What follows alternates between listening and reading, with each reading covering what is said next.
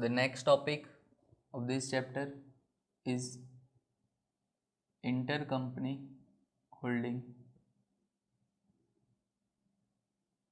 or we can say it cross holding. Okay, last point हमने जो discuss किया उसमें इंटरकंपनी ट्रांजेक्शन्स देखे, जनरली डेटर्स या तो क्रेडिटर्स रिलेटेड ट्रांजेक्शन्स हो, बिल रिसीवेबल, बिल्स पेएबल हो, या तो कोई स्टॉक परचेस किया हो एक कंपनी ने दूसरी कंपनी का, तो उसके हम लोग ट्रांजेक्शन्स कैसे सेट करते हैं वो हमने डिस्कस किया, उसके रिलेटेड सम भी सॉल्व किए। अब कई बार आपको ऐसा दिया होता है कि कोई एक कंपनी ने दूसरे कंपनी के शेयर्स परचेस किए हो, मतलब कि कोई एक कंपनी ने दूसरी कंपनी में इन्वेस्टमेंट किया हो। ओके, सो उस टाइप के होल्डिंग तो जनरली 3 कैटेगरी में उसे हम लोग डिवाइड कर सकते हैं। First, when the purchasing company hold some shares in the vendor company.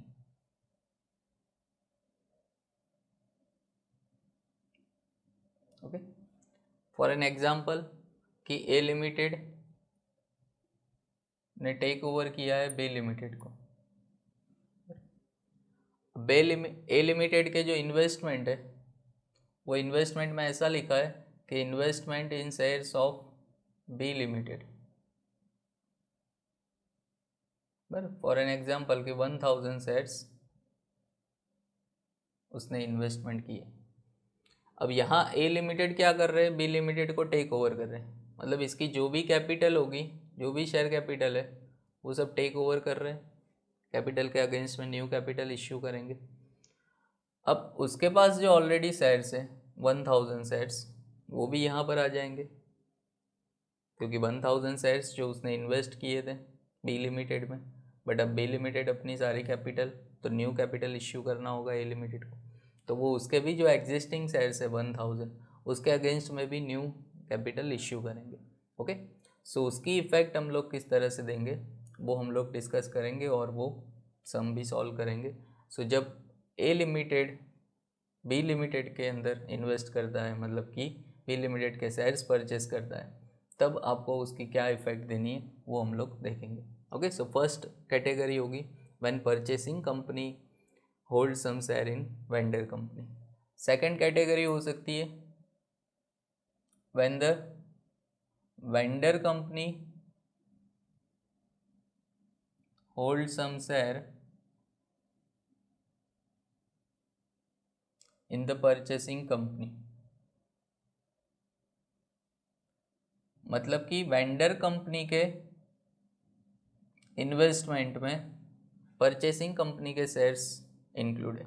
यहाँ ए लिमिटेड परचेसिंग कंपनी है जिसने टेक ओवर किया है बी लिमिटेड को।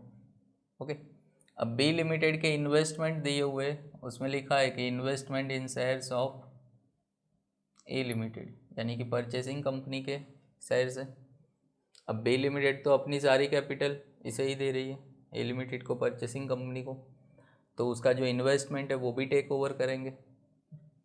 अब इन्वेस्टमेंट टेक ओवर कर रहे हैं क्योंकि हमने देखा है कि जब भी परचेसिंग कंपनी वेंडर कंपनी की असेट्स टेक ओवर करते हैं तो असेट्स के अंदर इन्वेस्टमेंट भी टेक ओवर होगा।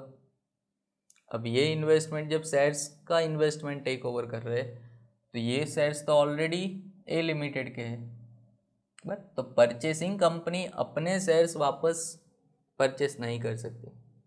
ओके, क्योंकि ये पहले उसने सेल किए थे बी लिमिटेड को, अब वो जब पूरा बिजनेस परचेस कर रहे हैं तो ये शेयर्स भी वापस आएंगे, but as per companies act, as per companies rules India में ए लिमिटेड यानी कि परचेसिंग कंपनी जो अपने शेयर्स इन्वेस्ट किए हो दूसरी कंपनी ने, ओके, तो वो शेयर्स वापस बायबैक नहीं कर सकते। ओके, सो इस तरह का जब आपको सम दिया हो तो उसे कैसे सॉल्व करेंगे हम लोग वो भी आगे हम लोग डिस्कस करेंगे वन बाय वन। ओके, और थर्ड कैटेगरी हो सकती है when the purchasing company hold some share in vendor company and vendor company hold some share in purchasing company. मतलब दोनों कंपनी ने एक दूसरे में इन्वेस्टमेंट किया हो। तो ए लिमिटेड परचेसिंग कंपनी है जिसने टेक ओवर किया है बी लिमिटेड को। ओके, यहाँ भी आपको इन्वेस्टमेंट दिए हुए हैं कि इन्वेस्टमेंट इन बी लिमिटेड, और यहाँ बोला है कि इन्वेस्टमेंट इन ए लिमिटेड।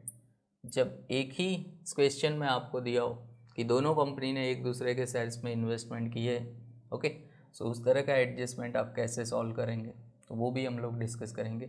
सो 1 बाय 1 तीनों कैटेगरी हम लोग यहाँ देखेंगे। ओके, और तीनों कैटेगरी के 1 बाय 1 हम सॉल्व करेंगे। उसमें फर्स्ट हम लोग अभी डिस्कस करेंगे कि when the purchasing company hold some share in the vendor company.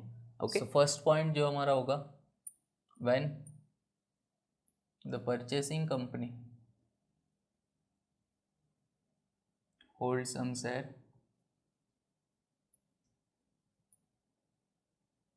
In the vendor company. अब जैसा हमने देखा कि ए लिमिटेड बी लिमिटेड को परचेस कर रहे, ओके, ए लिमिटेड ने बी लिमिटेड को टेक ओवर किया। परचेसिंग कंपनी के बैलेंस शीट में आपको ऐसा दिया होगा कि investment in shares of B limited. तो परचेसिंग कंपनी ने क्या किया है, वेंडर कंपनी के शेयर्स परचेस किए। ओके, सो ये पॉइंट आपका फर्स्ट होगा कि जब परचेसिंग कंपनी होल्ड करती है कुछ शेयर्स वेंडर कंपनी के।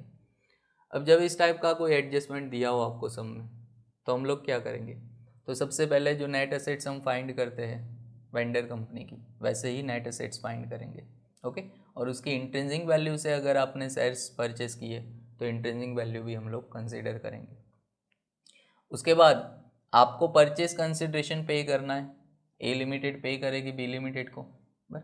अब यहाँ पर सपोज बी लिमिटेड के टोटल जो शेयर होल्डर्स है वो 10,000 है, मतलब 10,000 शेयर्स टोटल है, जिसमें से ए लिमिटेड ने 1,000 शेयर्स इन्वेस्ट किए, यानी कि 10% इन्वेस्टमेंट है टोटल शेयर्स का। अब ए लिमिटेड जब परचेस कंसिडरेशन पे करेगी तो वो 10,000 शेयर होल्डर्स को पे करेगी, बट 10,000 के अगेंस्ट में उसने 1,000 ऑलरेडी इन्वेस्ट किए हुए, यानी जो 9,000 शेयर्स है, ये जो 9,000 शेयर होल्डर्स है वही आउटसाइड शेयर होल्डर्स है। Okay, outside share holders only 9,000, और बाकी जो 1,000 है वो अपने आप को परचेस कंसिडरेशन पे करेगी। Okay, so purchase consideration received by itself. तो टोटल तो 10,000 शेयर होल्डर्स को वो परचेस कंसिडरेशन पे कर रही है, बट उसे पेमेंट सिर्फ 9,000 शेयर्स को करना है। क्यों? क्योंकि 1,000 तो उसके खुद के शेयर्स हैं, तो वो खुद को ही परचेस कंसिडरेशन पे करेंगे। तो यहाँ आप दो मेथड से कर सकते हो, या तो आप परचेस कंसिडरेशन सिर्फ आउटसाइड शेयर होल्डर्स का फाइंड करो, मतलब जितने आउटसाइड शेयर होल्डर्स है 90% है, तो टोटल परचेस कंसिडरेशन फाइंड करो। फॉर एन एग्जांपल के 4 lakh rupees total purchase consideration है, बराबर, उसमें से 90% आउटसाइड शेयर होल्डर्स हैं, तो ₹3,60,000 आउटसाइडर को पे करना है। तो आप एक ये मेथड से कर सकते हो, दूसरी कोई इफेक्ट नहीं देनी है, सिर्फ परचेस कंसिडरेशन आपको उतना फाइंड करना है। दूसरा, आप परचेस कंसिडरेशन टोटली लिखो 4 लाख रुपीज़, बट उसमें से 3,60,000 हम लोग दिखाएंगे शेयर होल्डर्स अकाउंट में, 3,60,000 जो शेयर होल्डर्स अकाउंट होगा बस, और बाकी जो 40,000 वो परचेसिंग कंपनी अपनी ही बुक में लिखेगी, बस परचेसिंग कंपनी के अकाउंट में ही 40,000 रुपीज़ शो करेंगे।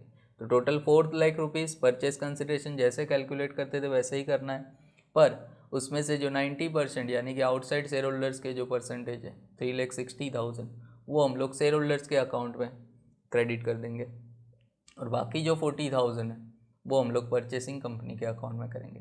Okay, so total 4 lakh rupees की इफेक्ट यहाँ हो जाएगी। तो जब भी परचेसिंग कंपनी वेंडर कंपनी के शेयर्स में इन्वेस्टमेंट करती है, और अब परचेसिंग कंपनी क्या कर रही है, टेक ओवर कर रही है पूरा बिजनेस, सो ऑब्वियस है उसके शेयर्स भी वापस आएंगे, तो वो अपने शेयर्स पे कभी भी परचेस कंसिडरेशन पे नहीं करते, पर उसकी इफेक्ट हम लोग इस तरह से दे सकते हैं। ओके, सो इस टाइप का जब सम आपको दिया हो तो कैसे सॉल्व करते हैं, तो वैसा हम लोग एक सम यहाँ सॉल्व करते हैं।